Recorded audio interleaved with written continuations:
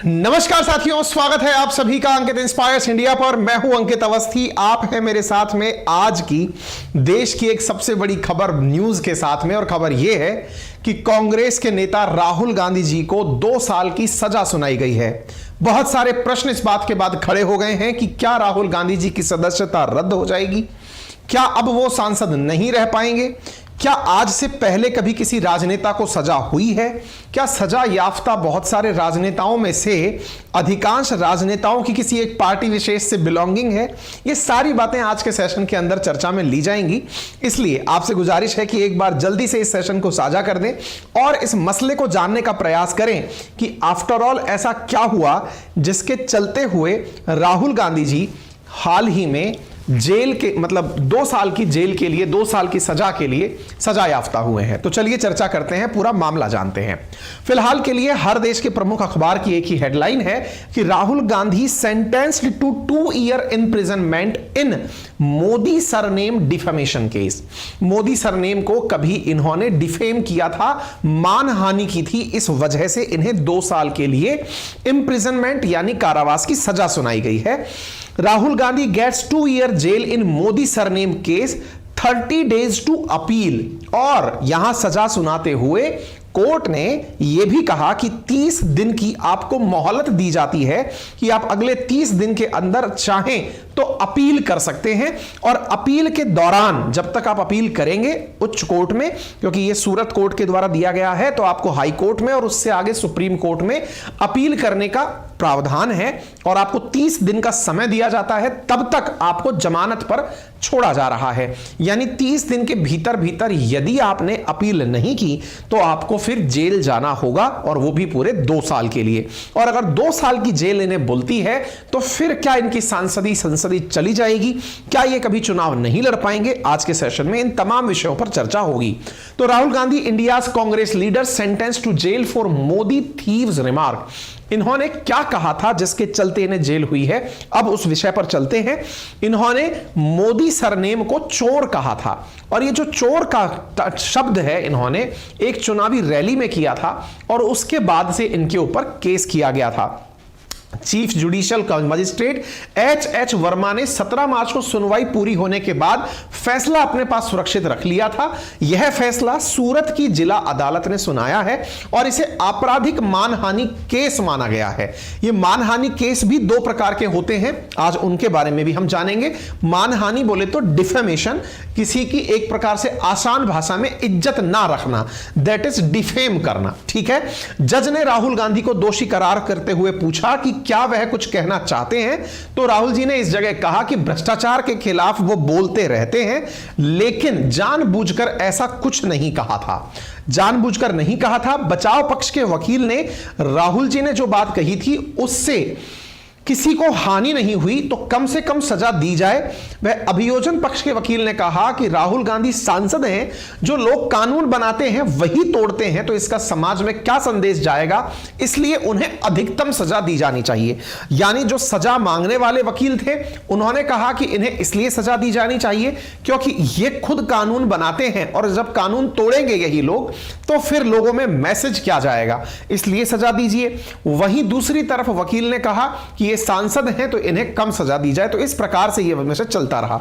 मामला कब का है, तो असल में राहुल गांधी जी के खिलाफ ये जो मानहानि का मामला है ये 4 साल पुराना है। वर्ष 2019 के अंदर जब लोकसभा चुनाव प्रचार कर रहे थे तो कर्नाटक में इन्होंने एक आपत्तिजनक टिप्पणी की थी, जिसमें इन्होंने एक शब्द का इस्तेमाल करते हुए कहा था, कर्नाटक के कोलार में एक चुनावी सभा हो रही थी अप्रैल 2019 में, तो इन्होंने कहा था कि सारे चोरों के सरनेम मोदी कैसे हो जाते हैं, यानी सभी के सरनेम पर मोदी नाम कैसे आ जाता है। ये आप एक बार के लिए ऑडियो सुन सकते हैं जिसकी वजह से ये हो रहा है। आपके जेब में से पैसा निकाल के बैंक में डालते हैं और फिर आपको पता लगता है 13 अप्रैल 2019 कोलार कर्नाटक। 35,000 करोड़ रुपए आपकी जेब से निकालकर उसकी जेब में। मेहुल चौकसी, ललित मोदी। अच्छा, एक छोटा सा सवाल, इन सब के नाम, इन सब चोरों के नाम मोदी मोदी मोदी कैसे हैं?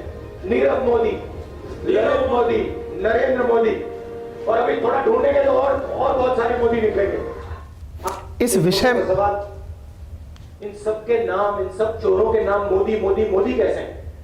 इन सब चोरों के नाम मोदी मोदी मोदी कैसे हैं, और अगर ढूंढेंगे तो और ललित मोदी, नरेंद्र मोदी, और अभी थोड़ा ढूंढेंगे तो और बहुत सारे मोदी निकलेंगे।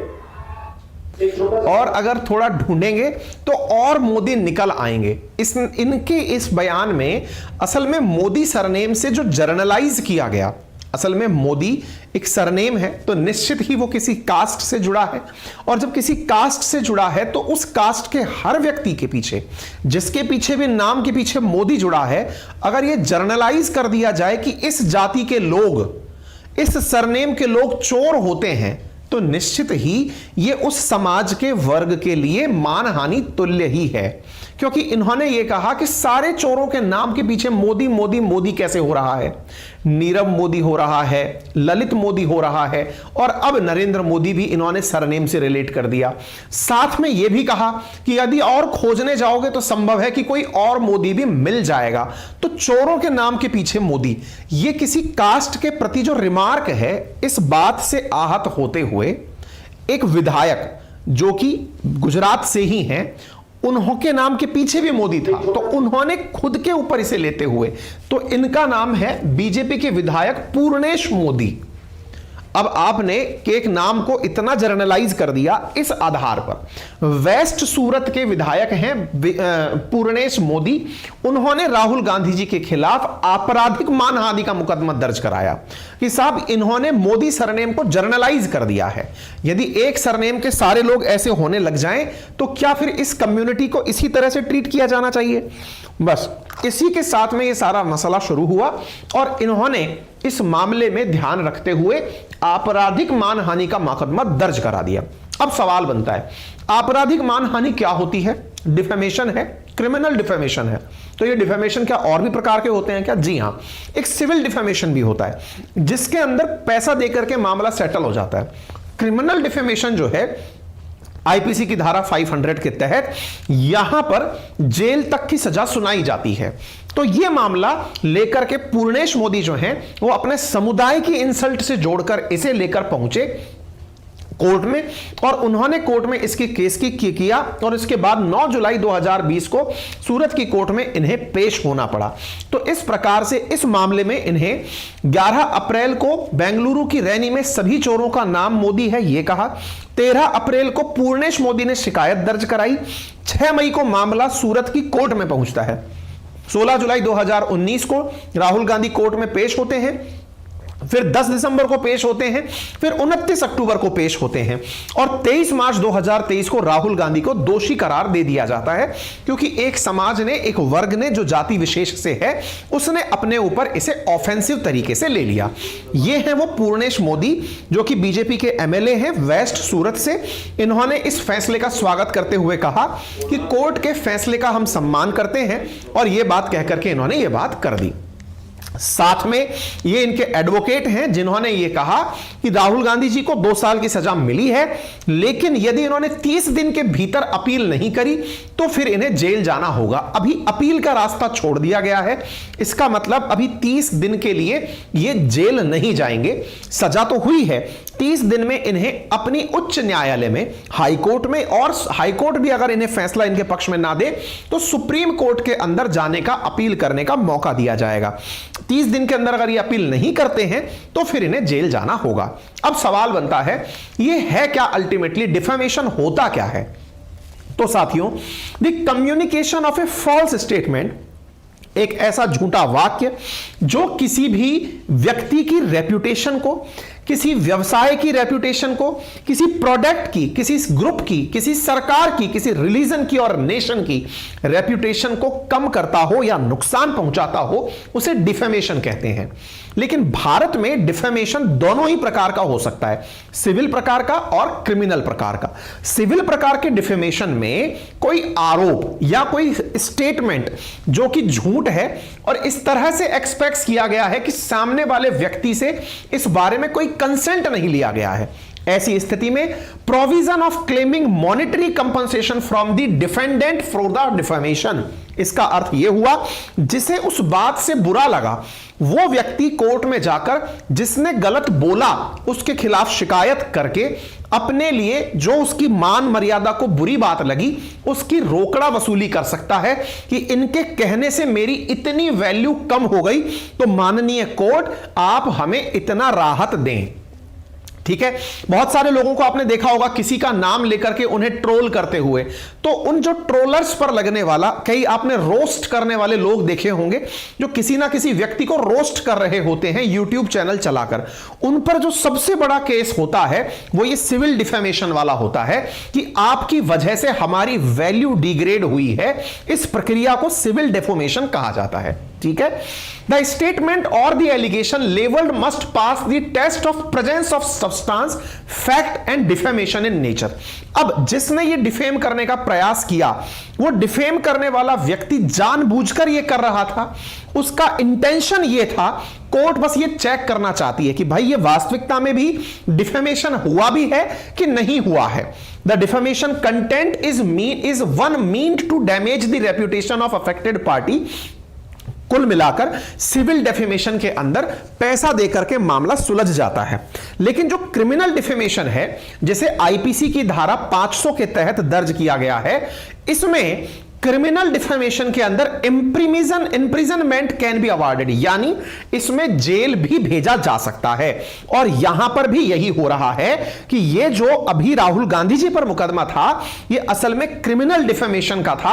आईपीसी की धारा 500 के तहत यह मामला था जिसके तहत जो भी जिसके ऊपर सजा लगाई जाती है उसे जेल भी भेजा जा सकता है। तो यह है आईपीसी की धारा 500।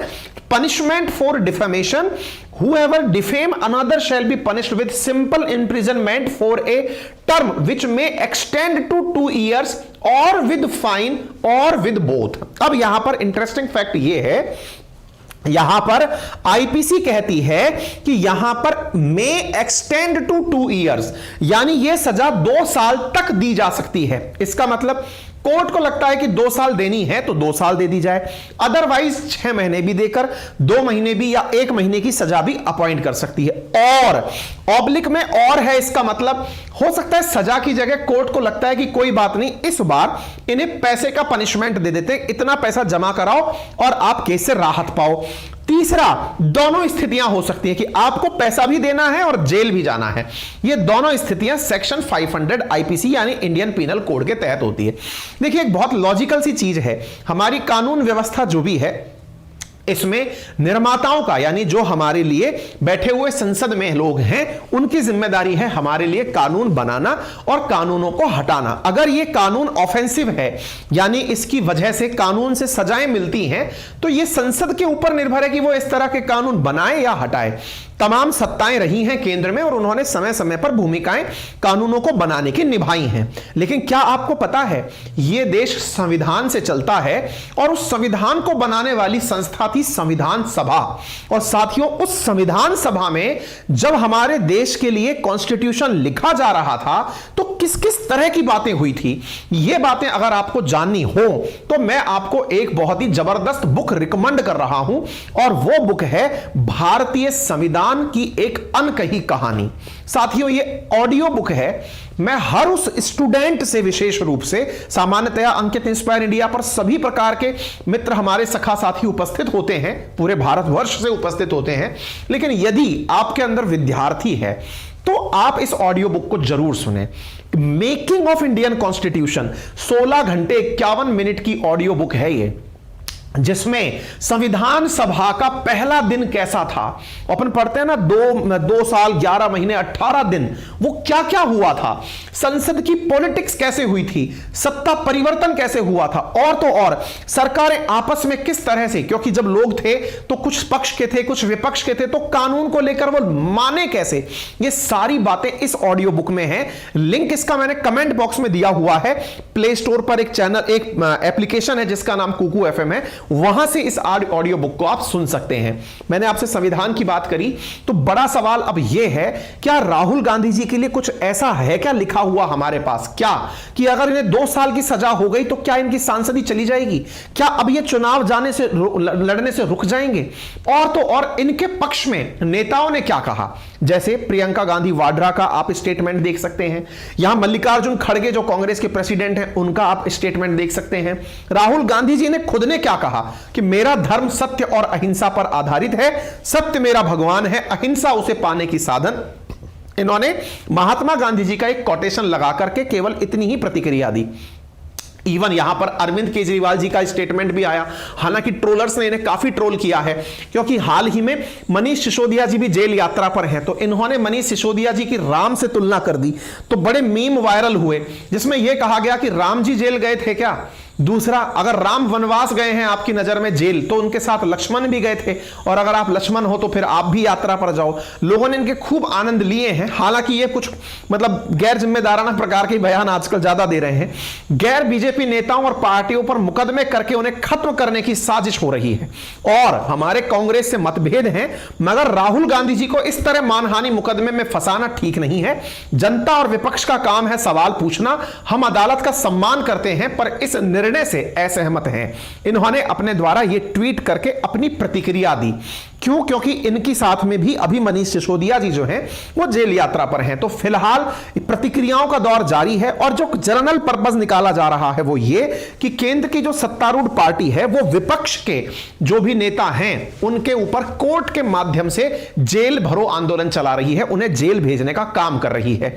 इस वजह से यहां पर लिखा जा रहा है, कायर तानाशाह भाजपा सरकार विपक्ष से तिलमिलाई हुई है, क्योंकि हम उनके काले कारनामों को उजागर कर रहे हैं, हम जेपीसी की मांग कर रहे हैं। यह मल्लिकार्जुन खड़गे जी का बयान है। राजनीतिक दिवालियापन की शिकार है मोदी सरकार, ईडी भेजती है, पुलिस भेजती है, राजनीतिक भाषणों पर केस थोपती है, हम हायर कोर्ट में अपील करेंगे, यह खड़गे साहब का बयान है। कुल मिलाकर बात यह है कि इस फैसले से राजनीति तो होनी ही थी, दोनों ही तरह के मैंने आपको बात बता दी है। राजनीति में इस फैसले को, यानी कोर्ट के फैसले को इस तरह से दिखाया जा रहा है कि कोर्ट ने फैसला केंद्र सरकार के कहने पर लिया है। इस तरह से दिखाया जा रहा है इस बयानबाजी से कि कोर्ट में यह मामला गया ही इसलिए क्योंकि बीजेपी ने यह निर्णय करवाया है। अब अगर कोर्ट भी केंद्र और उनके अधीन होने लगी तो फिर देश के अंदर न्याय व्यवस्था का तो क्या ही कहना। हम ये मानकर ही इस देश में लोकतंत्र मानते हैं कि न्यायपालिका, कार्यपालिका और विधायिका ये तीनों अपने अपने काम को व्यवस्थित रूप से कर रही हैं, ये हम और आप मानते हैं। तो बड़ा सवाल है कि क्या सांसदी चली जाएगी, चुनाव लड़ने पर रोक लग जाएगी, ये जरूर जानेंगे इससे जस्ट आगे। लेकिन पहले मैं आपको जो ये अभी जानकारी दे रहा था इस ऑडियो बुक की, कोशिश करिएगा यदि आप ऑलरेडी ऑडियो बुक में हैं तो अपने रूटीन में इसको सुनिएगा, ये बहुत बढ़िया चीज है। इस प्लेटफॉर्म जिसका नाम है कुकू एफएम, जो प्ले स्टोर पर अवेलेबल है, यहां और भी बहुत अच्छी अच्छी ऑडियो बुक्स हैं, लगभग 10,000 से ज्यादा ऑडियो बुक्स हैं जो सुनने के लिए उपलब्ध हैं, जिनके फायदे बहुत हैं। जैसे काम करते करते आप बुक को सुन सकते हैं, अपनी लिसनिंग स्पीड बढ़ा सकते हैं। इवन आप अगर इंग्लिश में बुक सुनते हैं और आप हिंदी भाषी हैं तो आपकी सुनने की नेचर बढ़ेगी, तो शायद आपका एसेंट सुधर जाएगा। इससे आपको आंखों पर जो आजकल देखने से आप चीजें देख करके ग्रैस्प करते हैं उससे थोड़ा समय बचेगा, नेगेटिव थिंकिंग का समय कम खर्च होगा, वोकैबुलरी कवर हो जाएगी। ऑडियो बुक्स के ये कुछ फायदे हैं। आप इनको कितने रुपए में सुन पाएंगे, क्या क्या फीचर्स यूज कर पाएंगे। सब्सक्रिप्शन है 99 रुपीज पर मंथ का। यदि आप अंकित 50 रेफरल कोड यूज करते हैं तो आपको यह प्राप्त होता है मात्र 49 रुपीज में पहले महीने के लिए, ठीक है, जहां पर बहुत अच्छे फीचर्स जैसे drive mode, saving note, sleeper mode उपलब्ध है। आप इन्हें यूज कर सकते हैं with my referral code Ankit 50। आगे बढ़ते हैं। तो क्या साहब दोषी साबित होने पर राहुल गांधी जी की लोकसभा सदस्यता रद्द हो जाएगी? क्या है भारतीय कानून? तो साथियों, भारत में विधायकों और सांसदों के लिए एक कानून है जिसका नाम है the representation of people's act 1951, जिसमें एक धारा है 8 और उसका क्लॉज है 3। उसमें कहा गया है कि यदि किसी सांसद या विधायक को किसी अपराध में दोषी ठहराया जाता है तो उसे 2 साल या इससे ज्यादा की सजा सुनाई जाती है। यहां पर यह पॉइंट बस कंसिडरेबल है जिसके ऊपर सारा खेला हो रहा है। खेला क्या है? यदि 2 साल की सजा सुनाई जाती है, बस यह पॉइंट इंपॉर्टेंट है, 2 साल या उससे ज्यादा की सजा सुनाई जाती है तो उसकी संसद या विधानसभा सदस्यता खत्म हो जाती है। राहुल गांधी जी केरल के वायनाड से सांसद चुनकर आते हैं, तो ऐसी स्थिति में उनकी संसद से सदस्यता रद्द हो सकती है और जब वो रिहा भी हो जाएंगे तो 6 साल बाद तक चुनाव नहीं लड़ पाएंगे। ये ध्यान से सुनिएगा, 2 साल की सजा का प्रोविजन जैसे ही यहां आता है तो रिप्रेजेंटेशन ऑफ पीपल्स एक्ट 1951 की धारा 8 का क्लॉज 3 एक्टिवेट हो जाता है, जो कहता है कि यदि किसी भी विधायक या सांसद को 2 साल या उससे अधिक की सजा मुकर्रर हुई है तो वह व्यक्ति आने वाले मतलब सजा काटने के भी 2-6 साल बाद तक अपना चुनाव नहीं लड़ सकता। इसी कानून के अंदर एक और धारा है, धारा 8 क्लॉज 4, जो कहती है कि दोषी सांसद या विधायक की सदस्यता तुरंत खत्म नहीं होती। पता चले कि आपने सुनाया और उसी दिन दी एंड, यानी इधर से सजा सुनाई गई, उधर से पता चल रहा है चुनाव आयोग कह रहा है कि वायनाड की सीट खाली हो गई है, ऐसा नहीं होता है। यहां पर क्या होता है, उसके पास 3 महीने का समय होता है। यह पॉइंट ध्यान से देखने का है। इस दौरान अगर वह हाईकोर्ट या सुप्रीम कोर्ट में अपील कर देता है और उस अपील की सुनवाई पूरी होने तक सदस्यता नहीं जाती है। अब ध्यान से सुनिएगा, अब अगर मान लो यहां पर उनको समय दिया गया है 30 दिन के भीतर अपील करने का, तो राहुल गांधी जी को 2 साल की सजा मुकर्रर हुई। ऐसी स्थिति में ये चले जाते हैं हाई कोर्ट या सुप्रीम कोर्ट अपील करने की, साहब ये सजा नहीं देनी चाहिए, मेरा इंटेंशन रॉन्ग नहीं था। आपने अपील कर दी, अपील करने के बाद वहां सुनवाई अभी हुई नहीं है, बस आपने अपील कर दी। अपील करने से आपकी सदस्यता रद्द होना बच जाती है, यानी एक प्रकार से अपील होते ही आपकी सदस्यता बची रह गई। अब कितने दिन के भीतर अपील कर सकते हो, तो यहां तो कोर्ट ने जो फैसला दिया है, सूरत कोर्ट ने, वो 30 दिन का दिया है, लेकिन धारा 8 क्लॉज 4 कहती है 3 महीने तक भी आप अपील कर सकते हो। अच्छा, इसके बाद क्या होता है, अब अपील पर सुनवाई होनी होती है। जैसे यह मामला 2019 का है, 2019 से 2023 आ गया, सुनवाई होते होते पूरे 4 साल लग गए, तब जाके फैसला आया है। इसका मतलब सुनवाई में समय लगता है, तो सुनवाई जब तक पूरी नहीं हो जाती तब तक सदस्यता बची रहती है, और सुनवाई जब तक पूरी नहीं हो जाती तब तक जेल भी नहीं जाना, क्योंकि अब मामला अदर कोर्ट ने स्वीकार कर लिया है सुनने के लिए, यानी अब वहां पर बहस हो रही है। ठीक है, तो ऐसी स्थिति में सदस्यता रद्द नहीं होती है। क्लियर हो गया।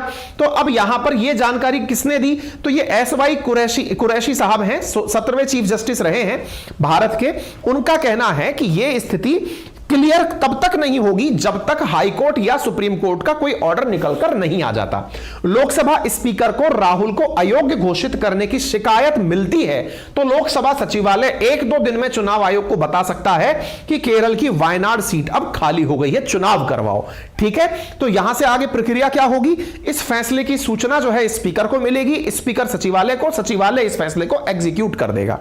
क्या इनके पास अब कोई रास्ता बचा है? बिल्कुल, अब इनके पास में रास्ता बचा है अपील करने का। ठीक है, और अपील करने के लिए यह सीआरपीसी की धारा 389 के तहत हो सकता है कि वहां पर सजा पर रोक लग जाए, उन्हें जमानत मिल जाए और यह कन्विक्ट करार ना दिए जाएं, यानी कि एक तरह से यह दोषी ही ना माने जाएं, यह मान लिया जाए कि इनका इंटेंशन गलत नहीं था, और यह बात अगर कोर्ट मान लेती है तो यह दोष मुक्त हो जाएंगे, और दोष मुक्त होने पर इनकी सदस्यता भी रद्द नहीं होगी और इन्हें जेल भी नहीं जाना होगा। ठीक है, उम्मीद है आपको यह बात समझ में आ गई हो। क्लियर है?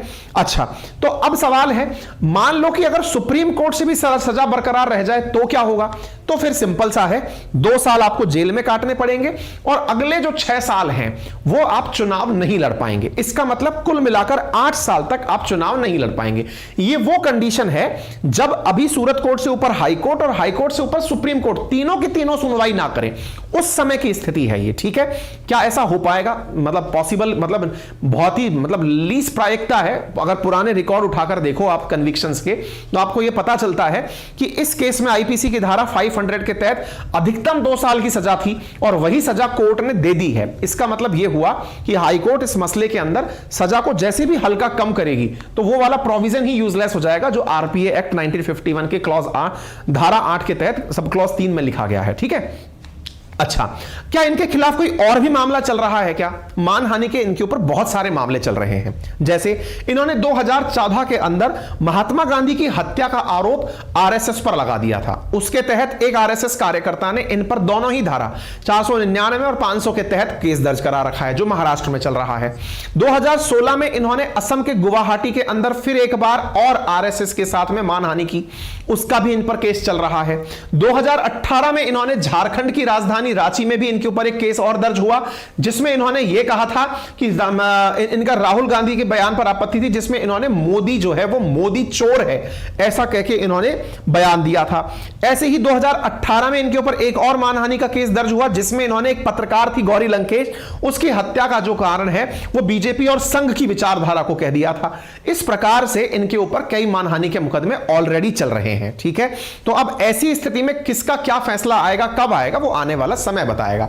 लेकिन सवाल है, क्या ऑलरेडी कोई राजनेता ऐसा है जो इस आरपीए की धारा के तहत, मतलब रिप्रेजेंटेशन ऑफ पीपल्स एक्ट की धारा की वजह से चुनाव नहीं लड़ पा रहा हो, या फिर जो अभी तक सजा याफ्ता हो? जी हां, आपने लालू यादव जी के बारे में जानिए। 2013 में कोर्ट ने लालू यादव को दोषी ठहराते हुए 5 साल की सजा सुनाई थी।